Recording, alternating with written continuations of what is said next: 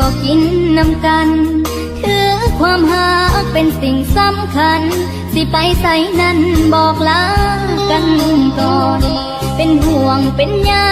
เอาใจใส่ในทุกขั้นตอนโลกหลายใจนี้มาแทรกซ้อน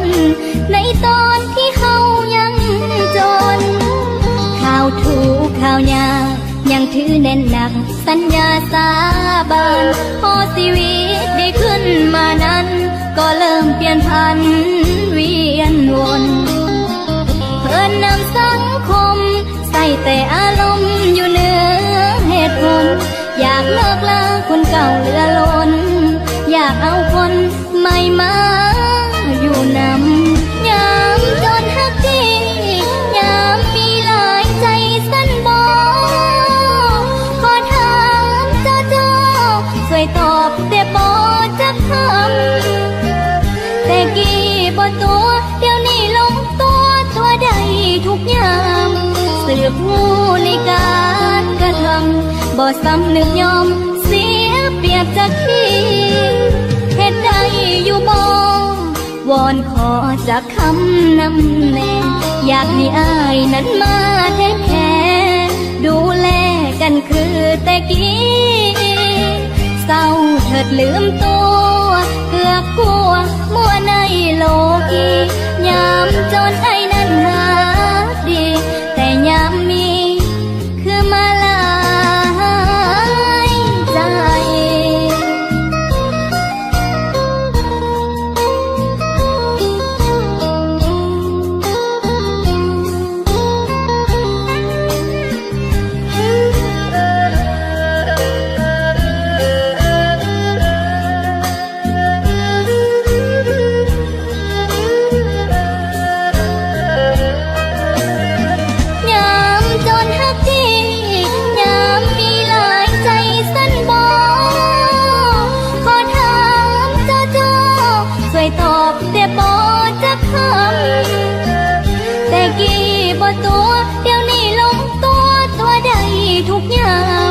สืบหูในการกระทำบ่สำนึกยอมเสียเปรียบจากที่เหตุใดอยู่บ่วอนขอจากคำนำแน่อยากให้อายนั้นมาแทนแค่ดูแลกันคือแต่กี้เศร้าเถิดลืมตัวเกือบกลัวมัวในโลกียามจนไอ้นั้นหาดีแต่ยามมีคือมาลายใจ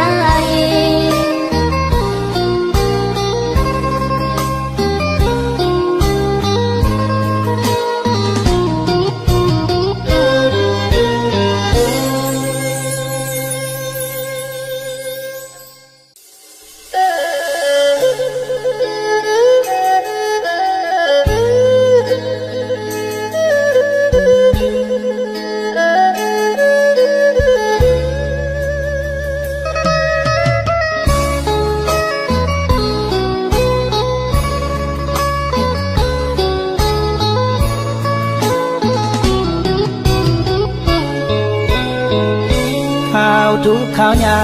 จำแจวลวกผักก็กินนำกันถือความหาเป็นสิ่งสำคัญสิไปใส่กันบอกลากันต่อขอชีวิตดีจงตั้งสติให้แน่ให้นอนโลกหลายใจบอกเคยแทรกซ้อนขอวอนเมียจงเข้าใจชีวิตดีขึ้นก็ต้องบุกบืนงานหนักกว่าเก่าบางครั้งลืมเอาใจเจ้าก็หาว่าเฮาบ่เอาใจสายปีเฮ็ดธุรกิจต้องได้ไกลสิกับเพื่อนยิงสายเห็นอายว่านำสาวใดก็หาว่าอายมีภัยสังคมยามจนฮักดียามมีแห้งเป็นห่วงเมียยานติดหมู่เหล้าหมู่เบียร์ก็เพื่อนพาเสียเพื่อนนำสังคมยานหมู่เจ้าตัวไปลิ่นแข่งผัวให้สายอื่นสมยานเมียลงในขาลม หมู่เพื่อนหลอกต้มให้เป็นเหมือนกันเหตุใดอยู่บ่วอนขอนำเมียจากใจวอนน้องอย่าเสือคนง่ายให้เอาใจใส่คอยผัวอยู่บ้านเขายานลื่นเฮายั่วคอยและเจ้านั้นพากจากกันวอนเมียให้ใจเที่ยงมันอย่าลิ้นแข็งผัวเด้อเมียของอาย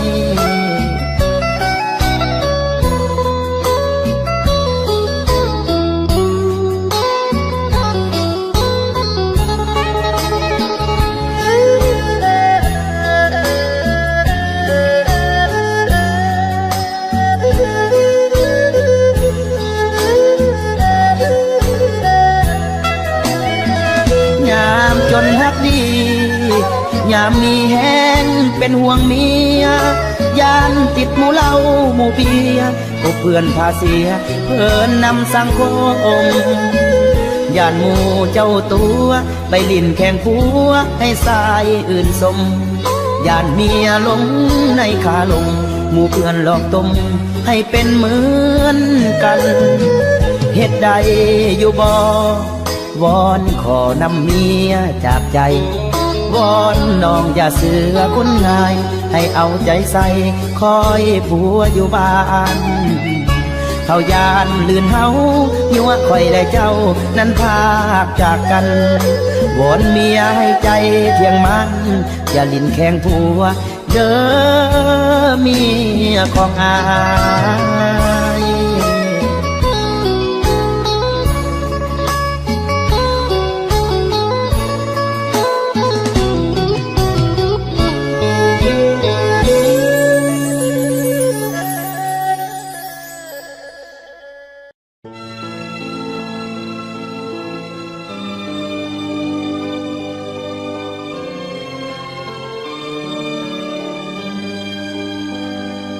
เก็บน้ำตาเอาไว้ให้เขาดีกว่าอย่าเสียเวลามาปรับความเข้าใจแผลที่เคยเจ็บจนจะบ้าตายจากเกมหักของคนหลอกลวงบ่ต้องห่วงทำใจได้นานแล้วอย่าคิดจะมาทบทวนคืนวันคำเคยหวานบ่มีเหมือนเก่าหักน้ำเงาของเจ้าบ่ต้องการเก็บเอาทุกหยดน้ำตาไปคืนดีกับเขาแฟนเก่าบ่ต้องการเจ็บให้คนหลายใจเก็บเอาทุกหยดน้ำตาไปปรึกษากับแฟนคนใหม่เจ้าเจ็บและเสียใจเป็นเพราะเหตุใดบ่อยากจะฟังเก็บเอาทุกหยดน้ำตาไปคืนนี้กับเขาแฟนเก่าบ่ต้องการเจ็บให้คนหลายใจเก็บเอาทุกหยดน้ำตาไปปรึกษากับแฟนคนใหม่เจ้าเจ็บและเสียใจเป็นเพราะเหตุใดบ่อยากจะฟัง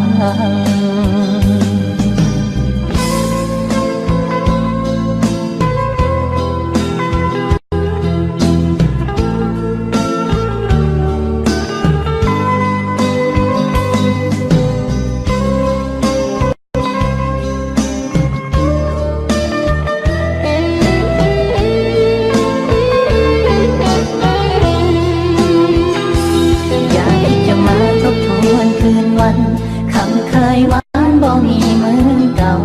หักน้ำเงาของเจ้าบ่ต้องการเก็บเอาทุกหยดน้ำตาไปคืนดีกับเขาแฟนเก่าบ่ต้องการเจ็บให้คนหลายใจเก็บเอาทุกหยดน้ำตาไปปรึกษากับแฟนคนใหม่เจ้าเจ็บและเสียใจเป็นเพราะเหตุใดบ่อยากจะฟังเก็บเอาทุกหยดน้ำตาไปคืนนี้กับเขาแฟนเก่าบ่ต้องการ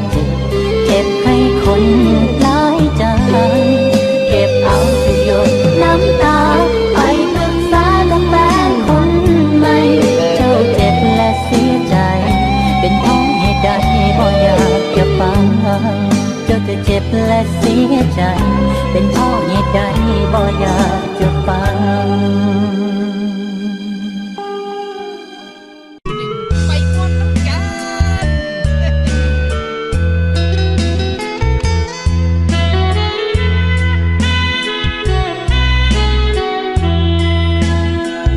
คืนนี้ปัญหาทั้งตอนเก่าโอเมนงเยาแต่งกับเขาแล้วเป็นจังได้ยิ้มแย้มแจ่มใสห้องให้เลือสุขสบายอาวรณ์อาลัยห่วงใยเศร้าตรมห่วงหาจากกันไปโดนหน้ามุนมีลูกแล้วบอ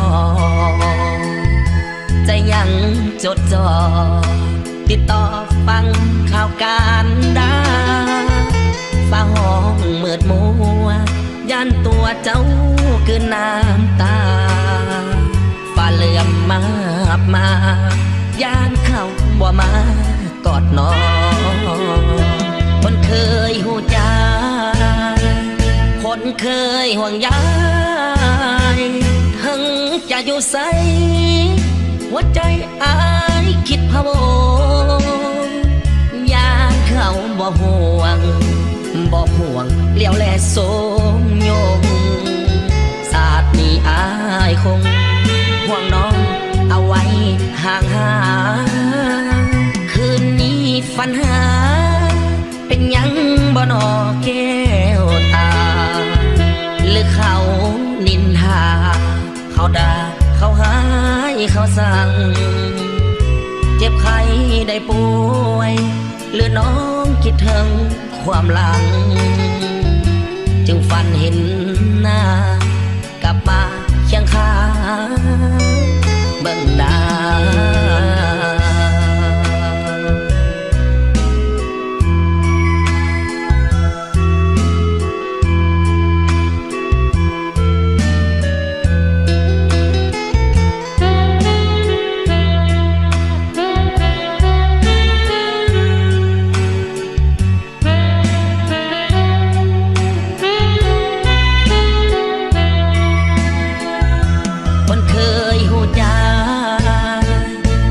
เคยห่วงใย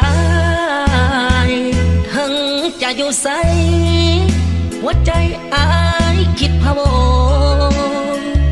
ยานเขาบ่ห่วงเลี้ยวแลสมยงศาสตร์นี้อายคงห่วงน้องเอาไว้ห่างคืนนี้ฝันหาเป็นยังบ่นอแก้วตาหรือเขานินทาเขาด่าเขาหายเขาสั่งเจ็บไข้ได้ป่วยหรือน้องคิดถึงความหลังจึงฝันเห็นหน้ากลับมาเคียงข้างเบิ่งหน้า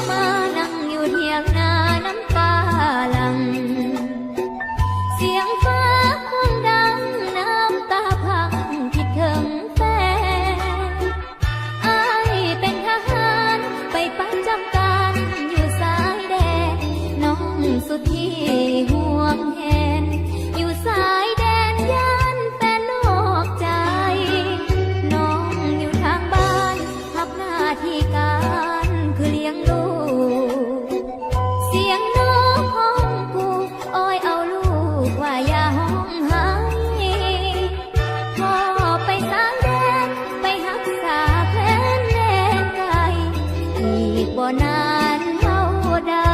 ลูกคงจะได้กอดพ่อสมใจลมพัดยอดไผ่ประสานเสียงไก่ขันอยู่หัวนาลมหนาวพัดมาอายอยู่แนวหน้าอย่าท้อถอยใจน้องอยู่ทางบ้านจะคอยประสานส่งข่าวไปภาวนาให้อายปลอดภัยน้องส่งแห่งใจให้ทุกเวลาเฮ็ดตามคำสั่งให้อายระวังทางขวาและซ้ายฟังคำเจ้านายอย่าไปก้าวกายผู้บังคับบัญชาวันใดอายกับน้องจะไปหาตามคำสัญญาให้เตือนสติทุกท่าว่ามีคนท่าอยู่แนวหลัง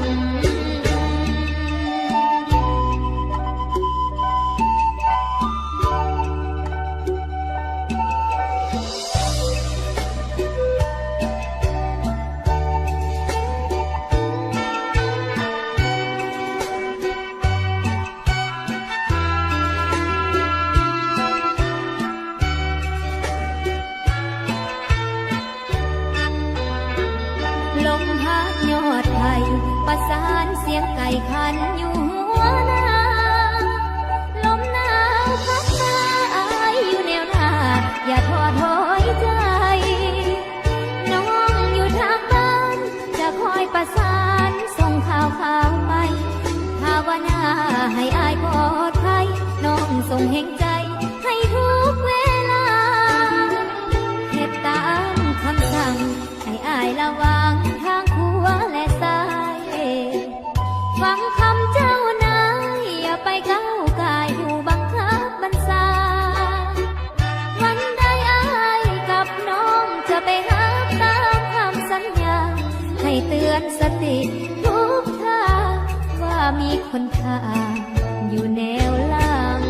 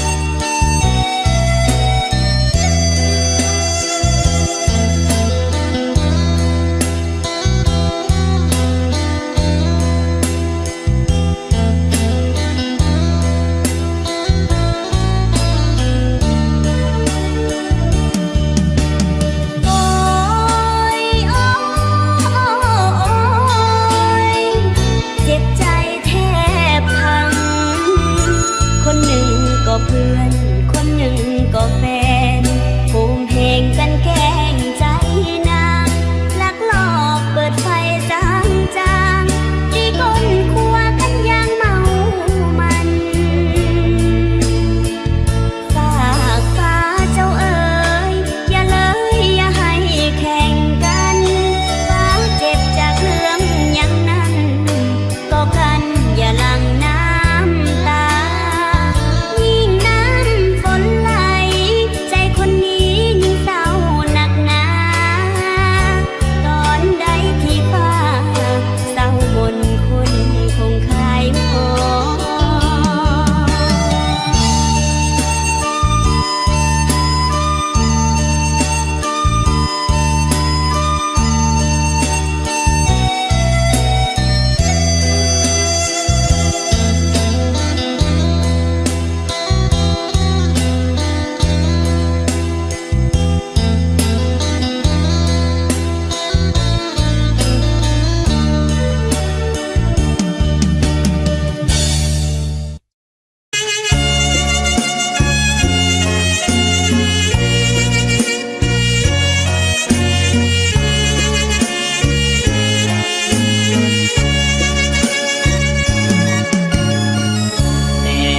น้องนางเจ้าไปอยู่ไส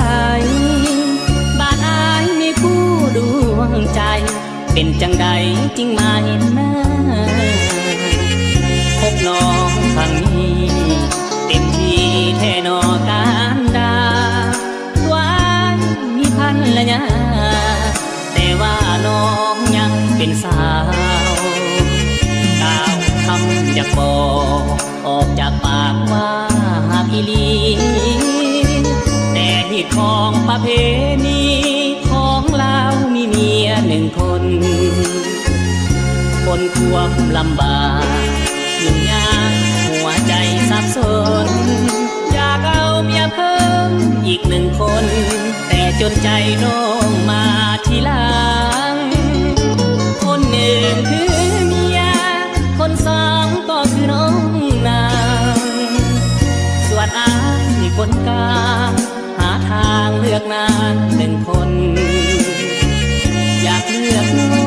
งสาวยันเมียตีผัวตายบ่ดนลำบากกับนางสองคนจนใจปล่อยนางเลือกเมียเอาจากสีลาอายว่าหากแบบน้องสาวยันเป็นเรื่องเป็นราวน้องสาวอย่าได้คุณเคืองเตือนใจตัวเองเกรงใจน้ำนี้อยู่เมืองสองเท่านั้นเปรียบเสมือนทับเท่าฟ้าเทวาคาเมีย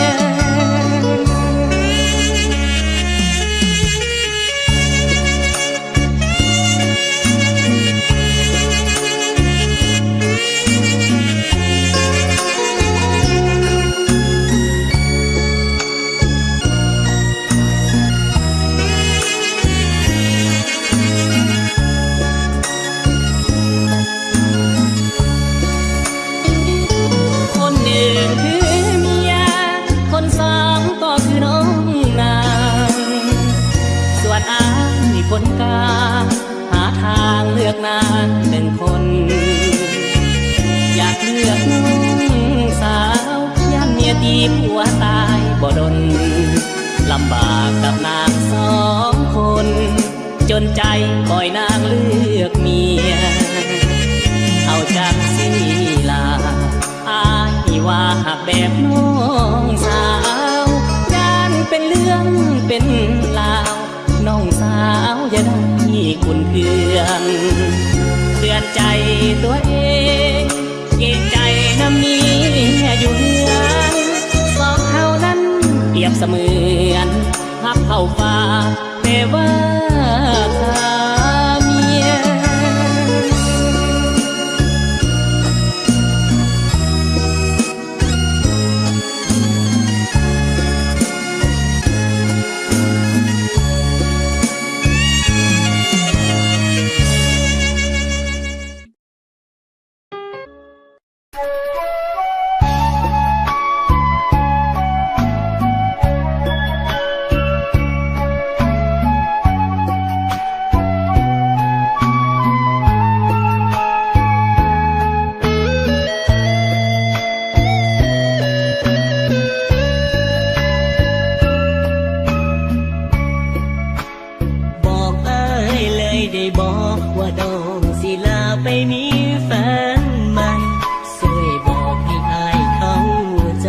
น้องอยู่ไปเพียงอีตนอายบ่ได้ฮักบ่ได้ห่วงจักอย่างอยู่แบบอ้างว้างเหมือนคนเดียวได้อยู่ไปก็ให้ความหมายอายนั้นเข้าใจดีบอกอายมาดีๆว่าเจ้าสิมีใหม่คันว่าน้องสิลายไปก็บ่ว่าหยังแต่อย่ามาเฮ็ดดีได้บ่อายก็พอหูอยู่เด้อนางคันว่าเจ้าสิหนีไกลห่างปล่อยอ้างว้างกะสร้างหัวใจบอกอายโลดนะว่าน้องสิมีแฟนใหม่บอกอายโลดว่าน้องหมดใจฝืนทนไปก็บ่ได้หยังหากเจ้าหลายๆแต่เก็บได้บ่ฮักมาพังสิปิดปังไว้เพื่อหยังเว้าสู่ฟังได้บ่กันดาบอกอายเลยได้บ่ว่าน้องหมดใจอายสิขอลาไกลถึงทนไปก็ซ้ำหูลาขอให้โชคดีสุขีกับเขาเถิดนะส่วนอายมีแต่น้ำตาจงบอกอายซะว่าน้องหมดใจ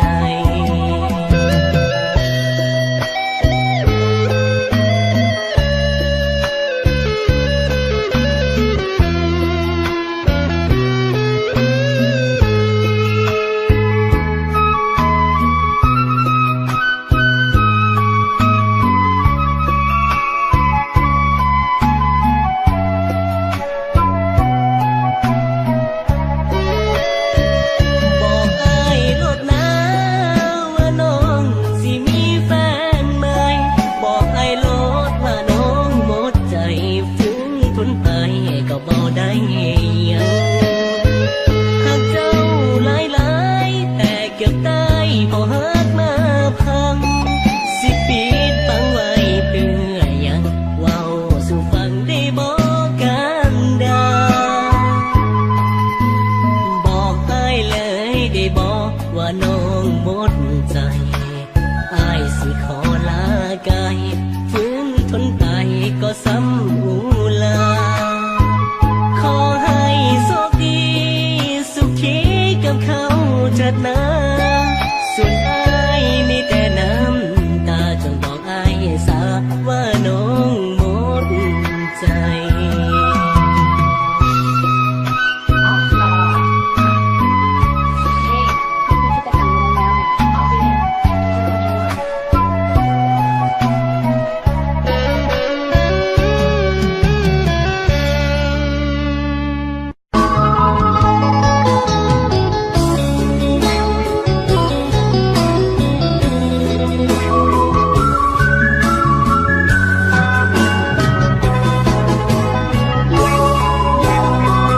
คนฮักเจ้าเอ่ยก่อนเคยฮักกันมาดนเพียงเขาสองคนสู้ทนสร้างฝันด้วยกัน แต่มาบัดนี้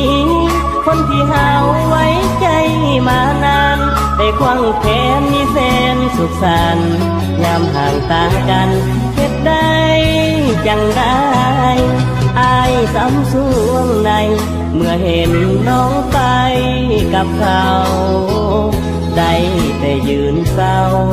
เบิ่งเขายังเฮียงกันไปบ่คิดบ่ฝันว่าเจ้านั้นจะคิดนอกใจมากับมาหายยังไงเหมือนดังว่าน้องบ่มีหยังเลยเข้ากันบ่ได้สิพบกันไปเฮ็ดหยังอ้ายบ่อยากให้น้ำตาพังตั้งลงสองทางให้เขาเว้าเยอะพอแล้วคนหากับคนหักหลังดังเคยพอสำนีเถิดนะน้องเลยไปเลยไปเลยไปหาแฟนนาย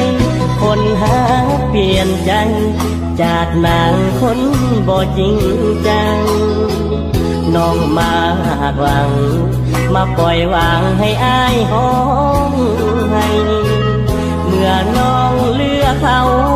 จงไปเอาเขาให้สมใจอย่ากลับมาให้อายคิดหลายจบกันไปเถิดนะน้อง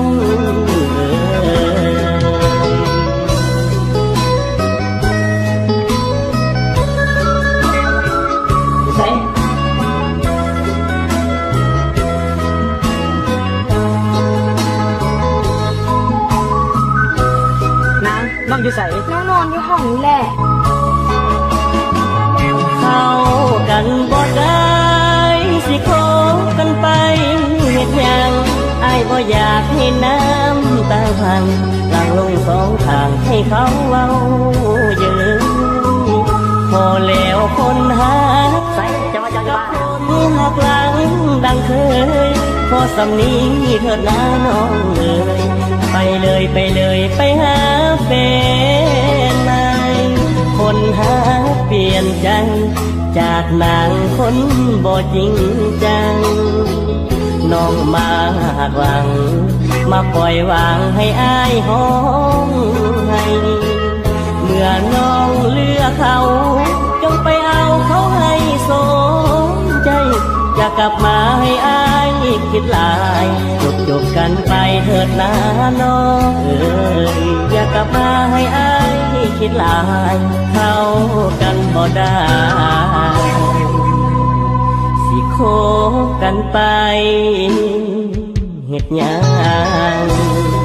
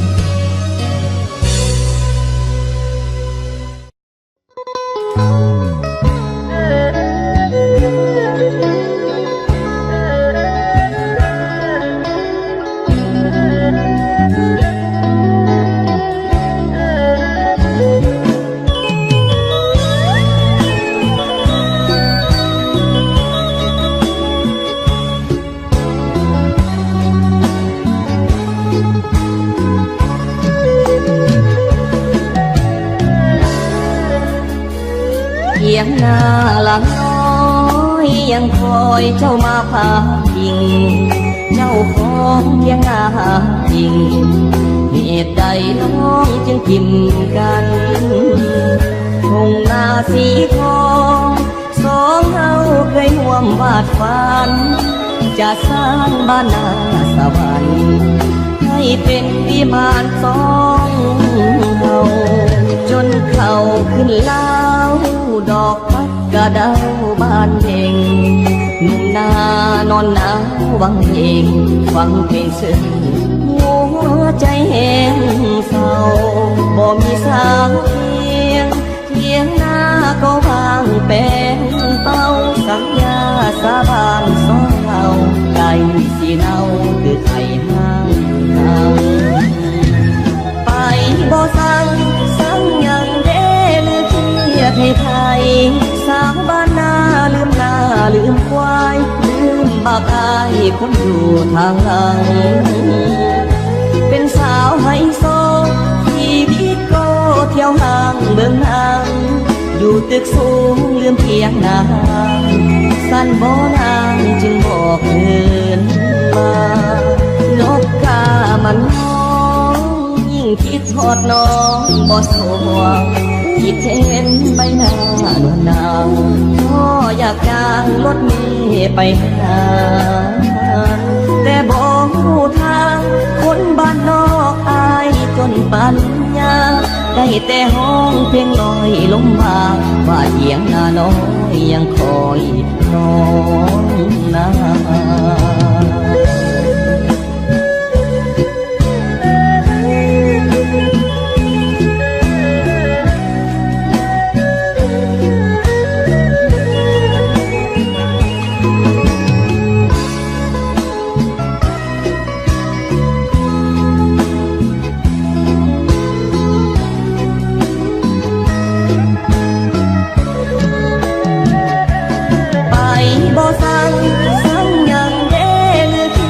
ให้ไทยสาวบ้านนาลืมหน้าลืมควายลืมบากอายคนอยู่ทางหลังเป็นสาวไฮโซที่บิ๊กโก้เที่ยวห้างเมืองนางอยู่ตึกสูงลืมเพียงนางสั้นบ่นางจึงบอกเดินมานกกามันน้องยิ่งคิดทอดน้องบ่สวงคิดเห็นใบหน้าหนุ่มนางก็อยากจ้างรถเมล์ไปหาแต่บอกหูทางคนบ้านนอกอายจนปัญญาได้แต่ห้องเพียงลอยลมบาว่าเอียงหน้าน้อยยังคอยน้องนา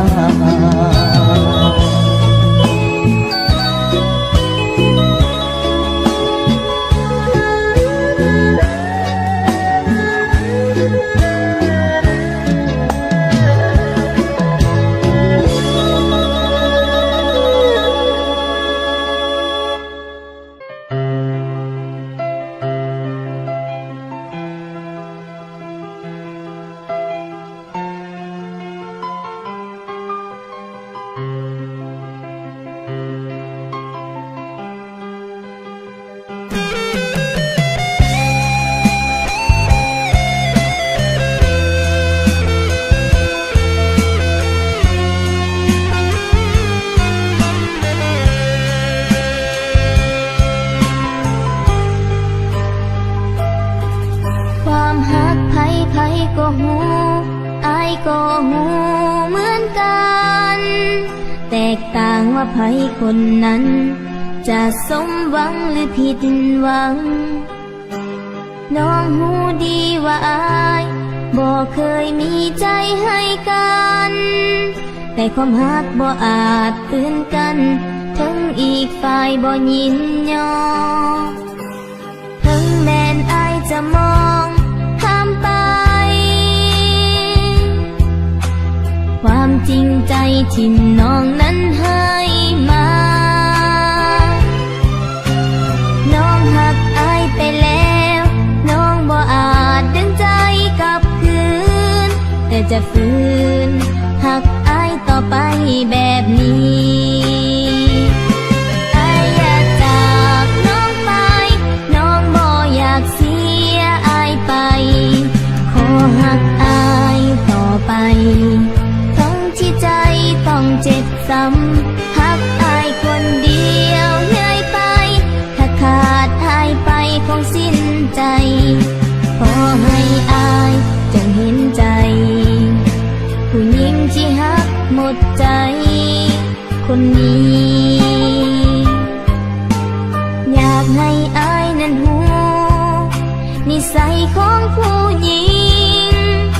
ว่าฮักให้แล้วฮักจริงถึงแม้นเขาคนนั้นบ่สน แม้นได้ยินแต่เสียงก็ดีใจไปทั้งคืนหูจังหูว่าฝืนแต่ว่าใจของน้องยังคอย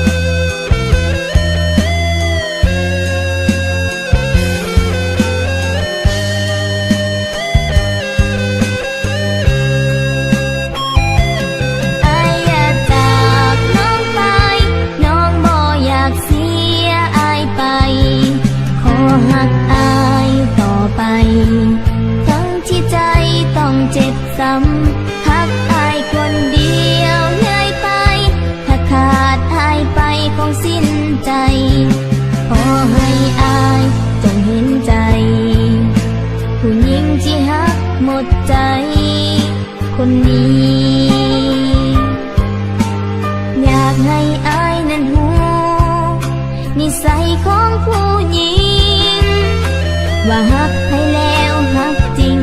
ถึงแม้นเขาคนนั้นบ่สน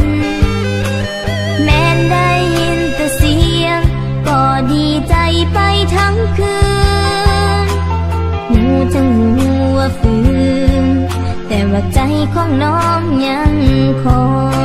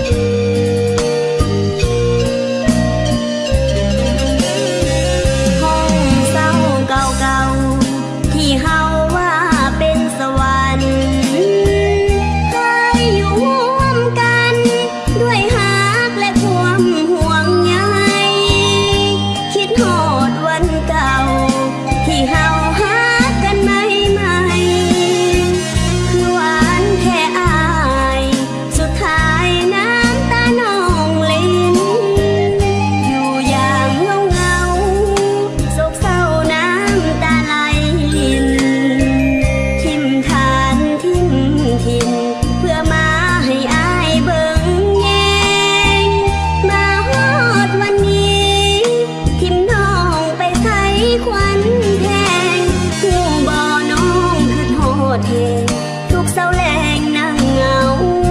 คนเดียว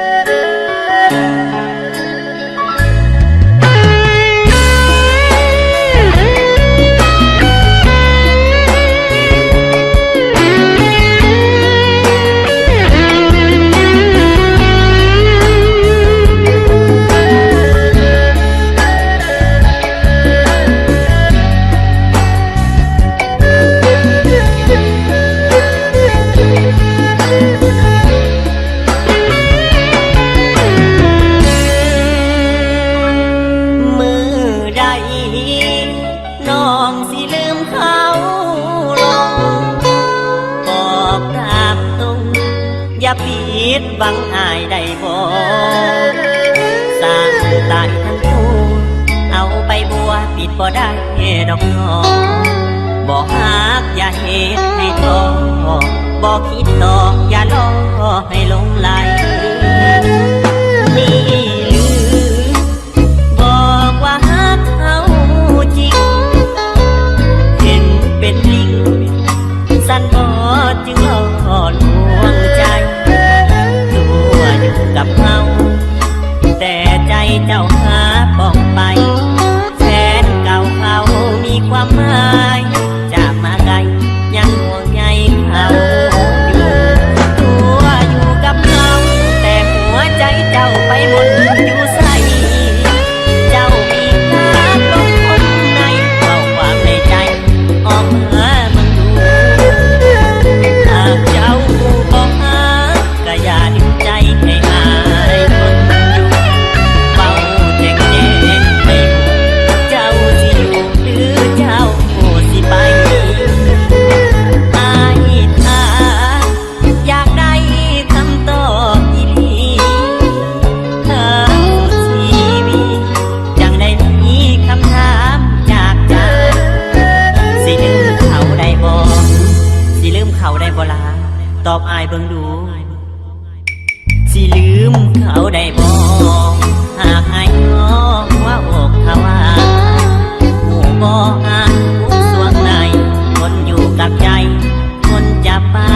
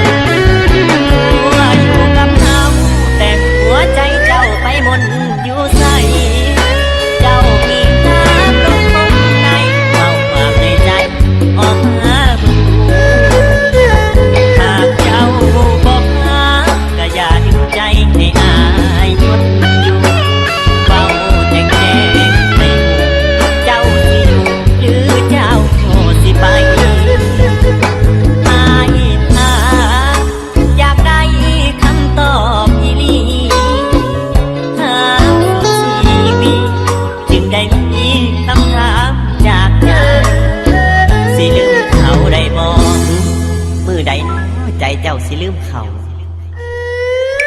สิลืมเขาได้บ่หากไอ้น้องว่าอกเขาว่าหูบ่อ่านทุกส่วนในคนอยู่กับใจคนจะปาสอง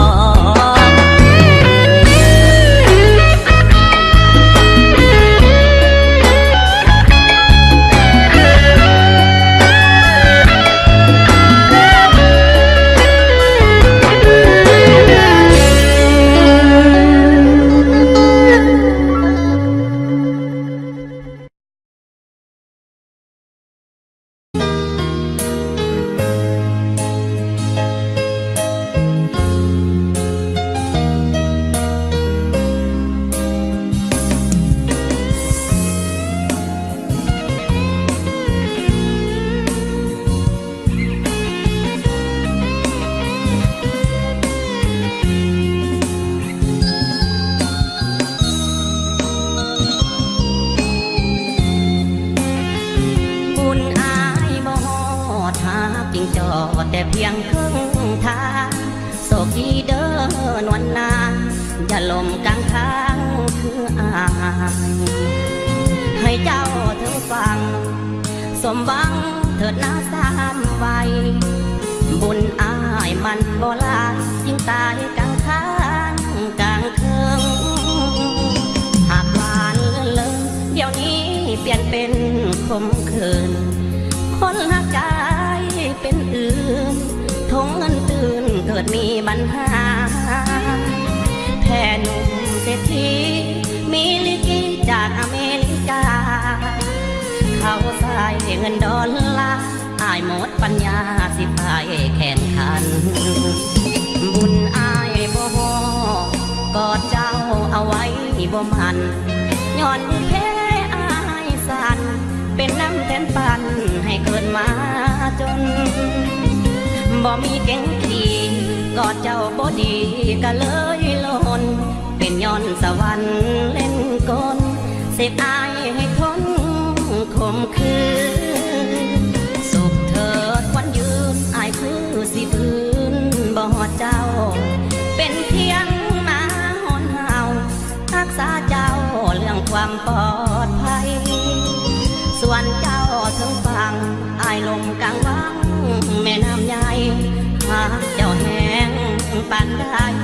คือสิบ่ได้ย้อนบุญอายบ่ถึง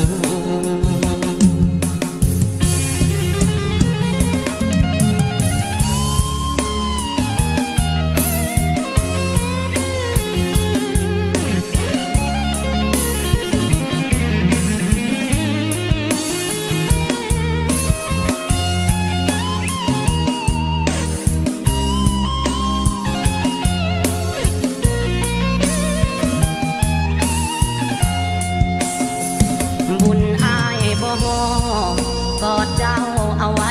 บ่มันย้อนมือแพ้อายสั่นเป็นน้ำแทนปันให้เกิดมาจนบ่มีเก่งขี่กอดเจ้าบ่ดีก็เลยหล่นเป็นย้อนสวรรค์เล่นกลเสกอายให้คนคมคืนสุขเถิดวันยืนอายคือสิบืนบ่ฮอดเจ้า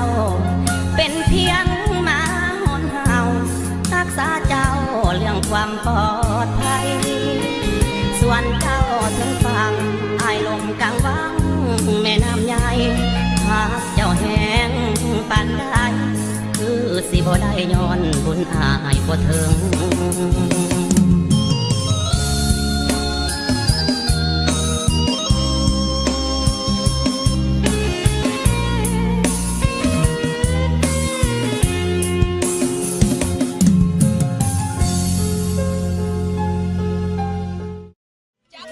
เพลงที่หนึ่งไปพร้อมกัน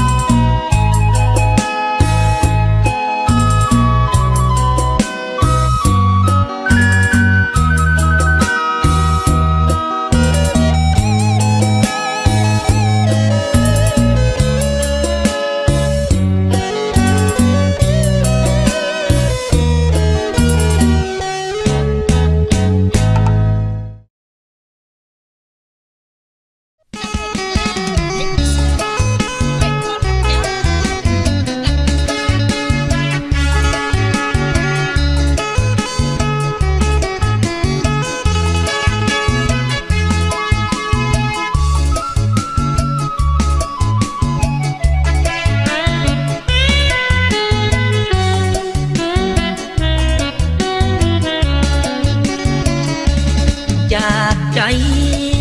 ออกสายตาเป่าไทยพวนหักเพียงจอมควันหน้านวลน้องสาวผู้ไทยมันคงใจเดียวบอกเกี่ยวยังเอินสาวใดนักดองสวบฟ้าดินสลายสาวผู้ไทยน้องจงเสือมือบอกเคยจะคิดถอนใจน้องสาวผู้ไทยมากลายสำเนียงเว้าว่าไอ้เป่าไทยพวนอยากสวนน้องมาสร้างฝันถ้าน้องจริงใจต่อกันนัดวันไอ้จะไปหาบุญออกพรรษาจะมาสุขอแต่งน้องตามเหตุตามคอเอาสองเอาพันนี้มาไอ้พ้องเขียนเคยมีลำพ่อแม่ลุงตาประเพณียังบ่ปล่อยปาเคยมีมาตั้งแต่เก่าแก่ถ้าดอกสินสอดบ่เป็นพี่เลยสาวไตบ่าวเนยจึงเจอเกี่ยวดองหักแท้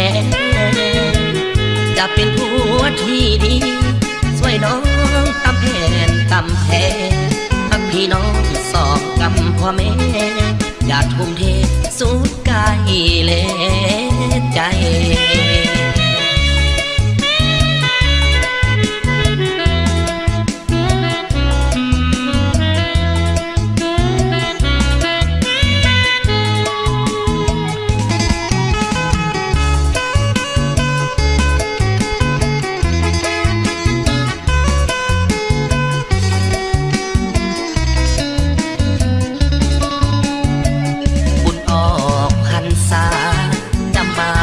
ขอ